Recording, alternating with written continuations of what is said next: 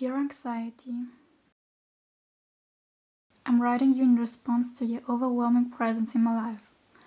However, I'm slowly changing my perspective on you and I'm hoping to find peace. So how did it all start? The first time you visited me was probably at the end of my school time when I faced a really stressful period.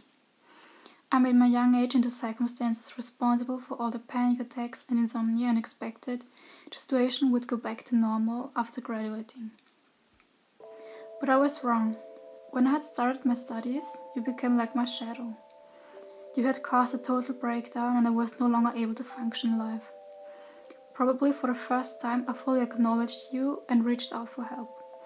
It's actually sad that I wouldn't give you my full attention before, as you were almost begging for it. I was sure the reason for you was just plain stress.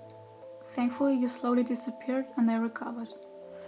The good thing about your visit, I got to know life and myself on a much deeper level and I became more aware of almost everything. So in a way, you've started a healing journey back to myself. But now you're here again. Why are you here? I know you're not entirely evil or useless, and originally you just intended to warn people about danger. But you confuse danger with unrealistic fears and distort one's perception. The symptoms you're causing deprive me of my sleep and my focus. Coldness, heart racing, headache, dizziness. If I try to numb you, it probably doesn't help that we're so similar in character and I naturally tend to worry. The more frequent and longer your visits, the more it gets harder to differentiate between where you're starting and where I stop. If I withdraw or isolate myself, was it you or because of my personality? If I constantly doubt and keep finding 1,000 flaws in myself, was it you again? The worst thing is still the fear of going insane or being crazy. Like, am I crazy or do you make me crazy? I believe that you often come into my life when I feel overwhelmed. I struggle to take care of myself when under stress, so much that I sometimes even forget to eat.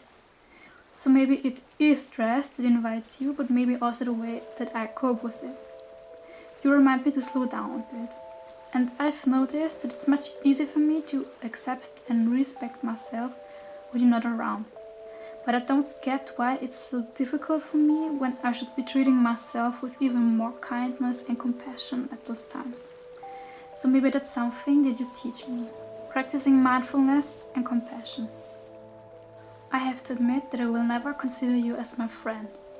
But after all that time, I'm sick of being at war with you and seeing you as some fundamentally life-threatening entity. Instead, I ask you to become some kind of companion that visits me from time to time. Maybe I can change my vulnerability and facing stressful periods, but I can at least put forth my hand offering peace to your temporary visits. And by accepting your presence in my life, I'm also letting go of the demand to be okay at all times. Although your visits are painful, I know how to cope and that you'll leave again at some point. I don't want to panic because of you and I don't want to numb you, but instead listen to what you have to say. Like a teacher that wants me to understand something. And I'll be listening to your lessons.